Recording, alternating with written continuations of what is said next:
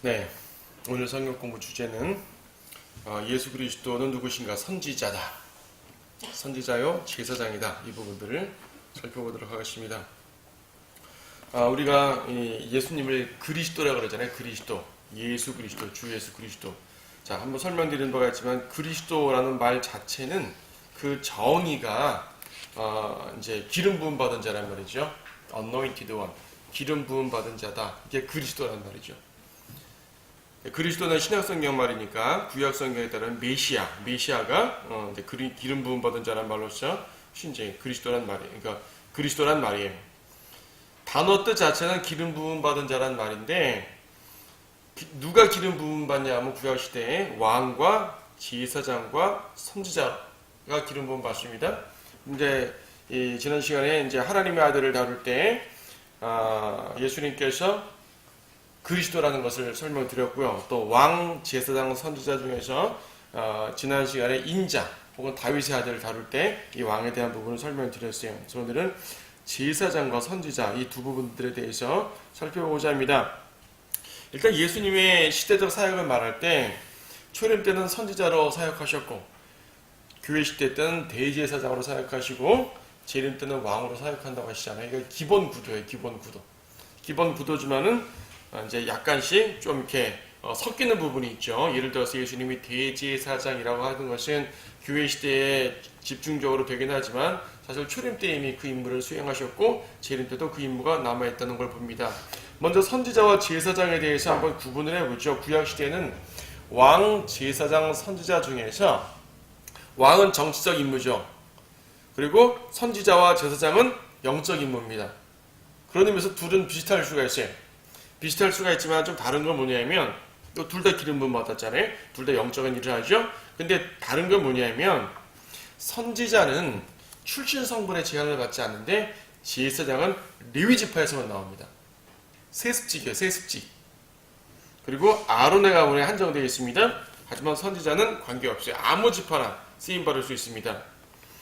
그리고 제사장 같은 경우는 율법적인 의식, 즉 희생제를 드리지만 선지자는 그렇게 하지 않아요.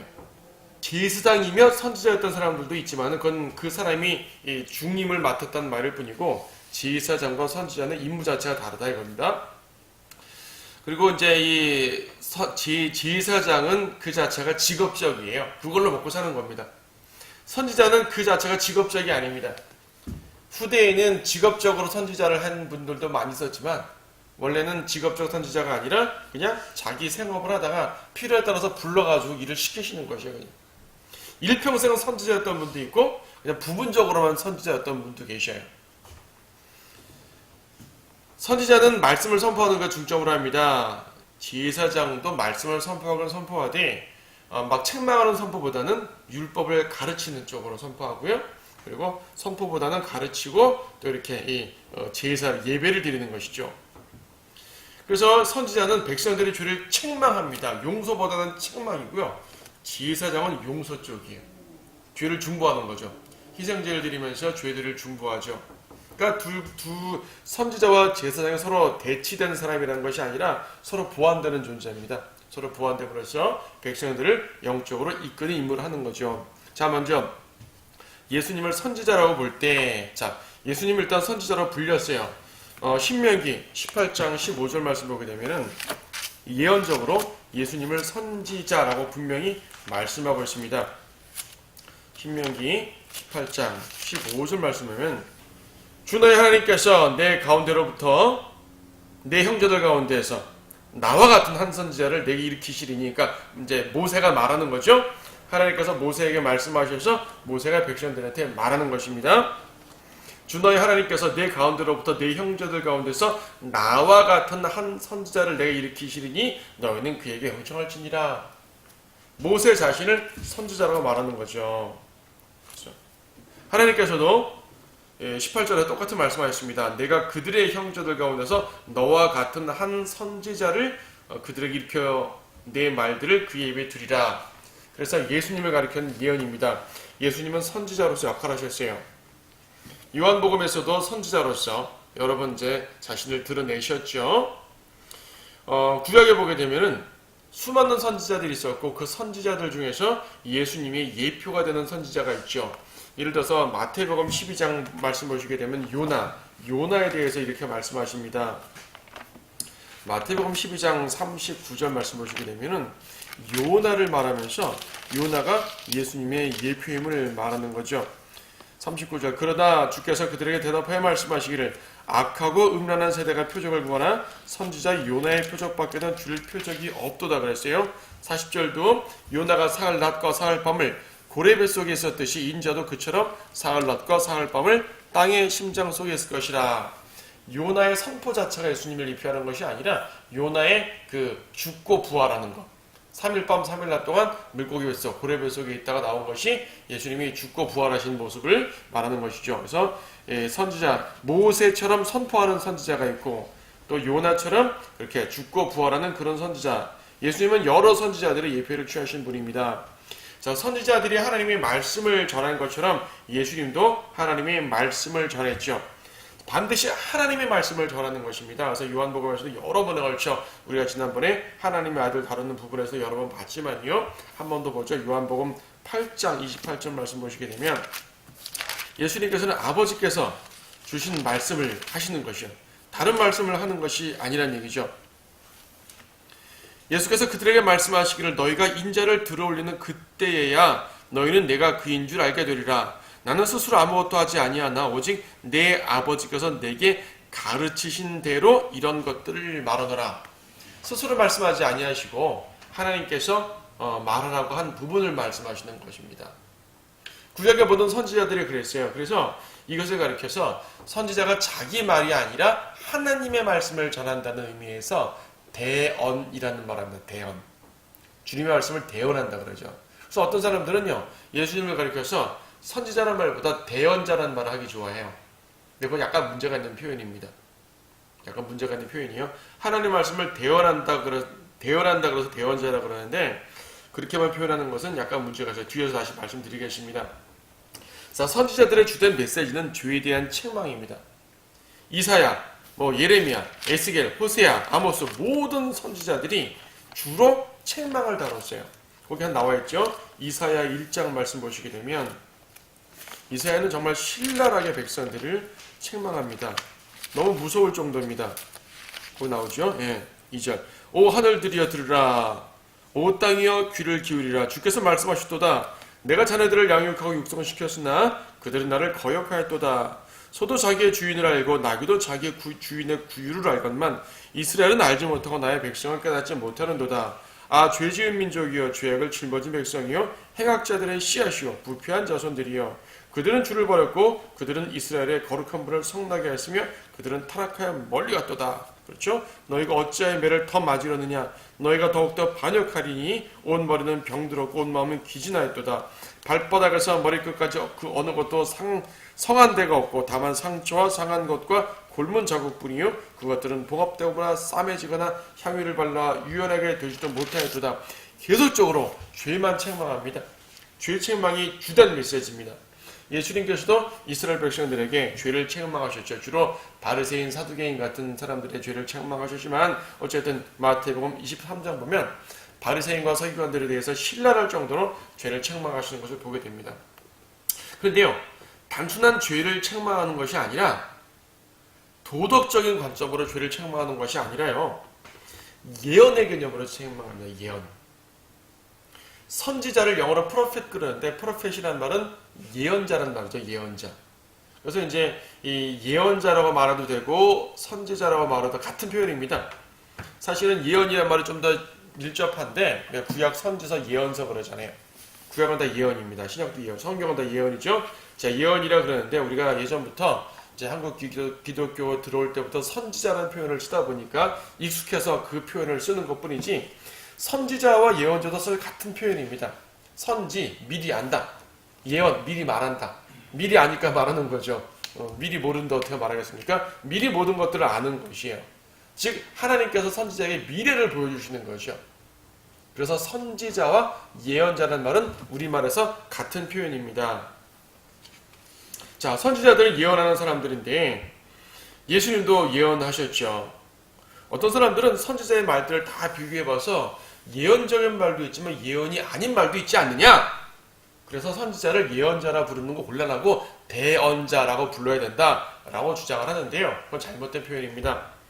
왜냐하면 선지자의 내용을 쭉 보게 되면, 그들의 말을 보게 되면 물론 예언이 아닌 일반적인 책망도 있어요.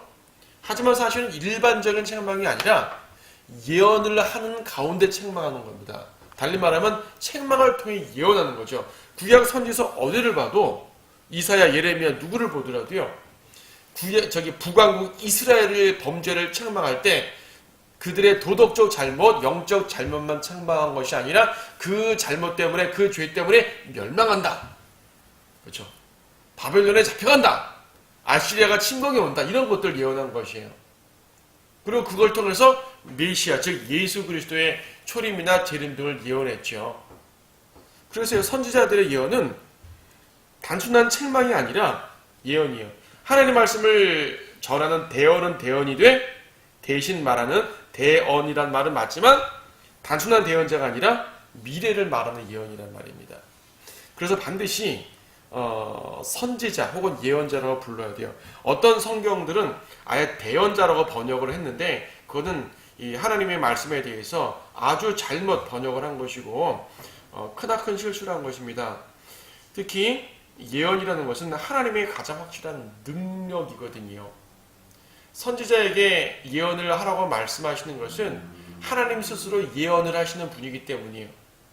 선지자에게서 예언이라는 개념을 빼버리게 되면 하나님에게서도 예언이라는 개념을 빼버리는 것인데 그러면 성경 자체에 권위가 없어지는 거죠. 거기 이사야 41장 말씀 보시죠. 이사야 41장 말씀.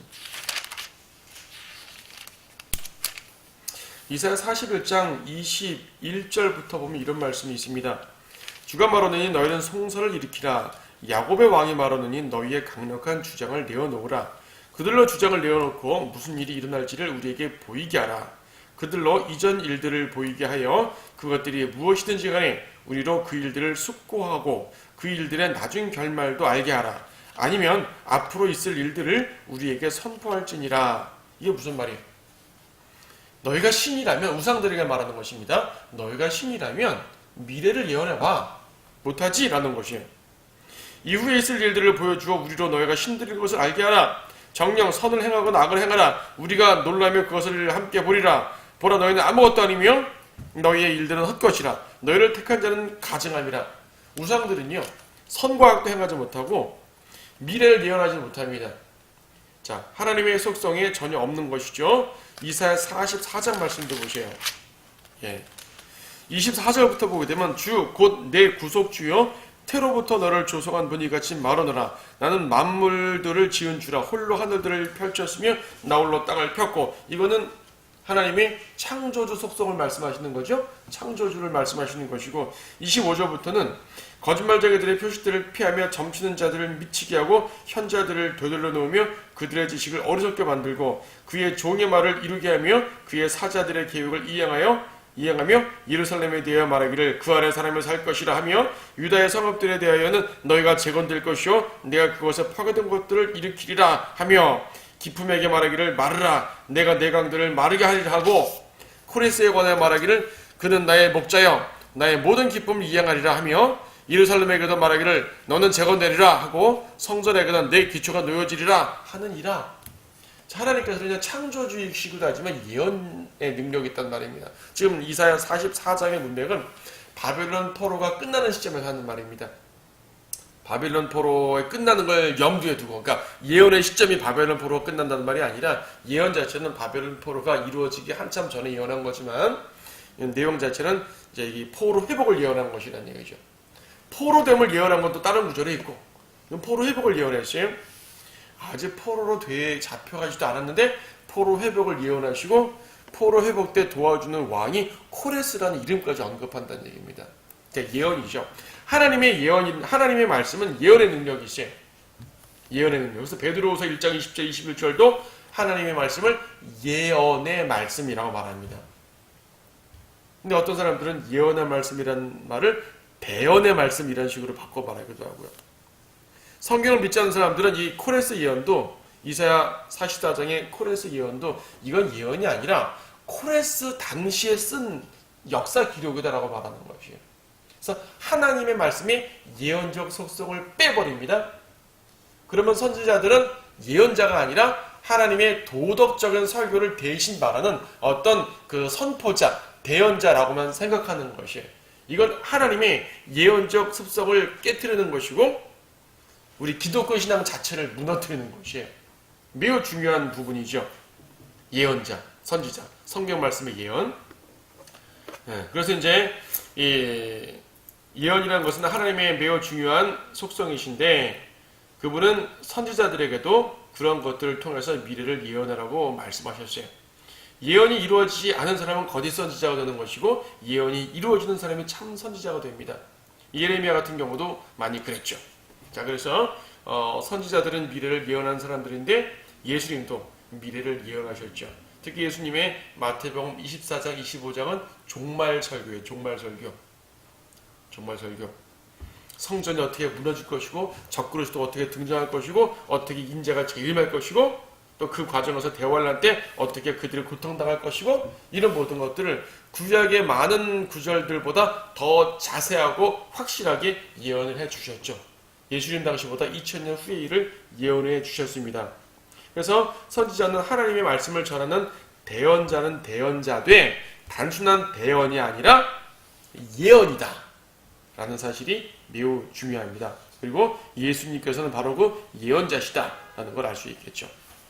자, 우리는 지금 예수님의 선지자 사역을 말씀드리는 가운데서 이런저런 이제 얘기를 드렸습니다.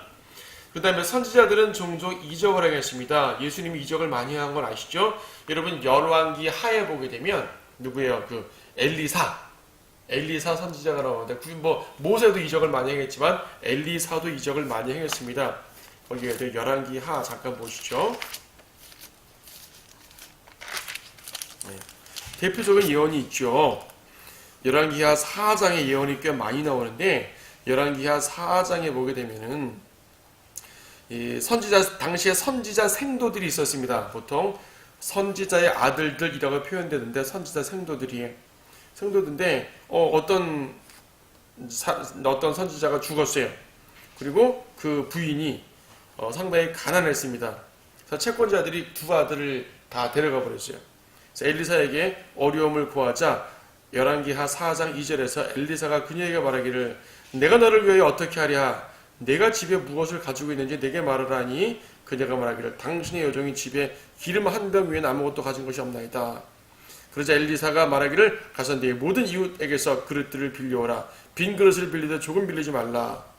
그리고 안으로 들어가서 너와 네 아들들은 문을 닫은 후 그 모든 그릇들에 부어 가득 찬 것을 앞으로 놓으라. 그래가지고 그릇에다가 기름을 막 한 병을 각 붓더니 계속 철철 넘치는 것이죠. 자, 이적이죠. 네, 이적입니다. 열왕기 4장에서는 엘리사가 이제 어떤 집에 거하는데 그 집이 부부가 아들이 없어요. 그래서 아들 낳도록 또 해주셨죠. 근데 그 아들 또 죽어요.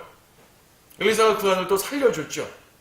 이런 이적들이 있습니다. 그 외에도 엘리사는 많은 이적을 행했는데 예수님도 많은 이적들을 행하셨습니다. 모든 선지자들 다 이적을 행한 건 아닙니다만은 이적을 행한 선지자들도 있습니다.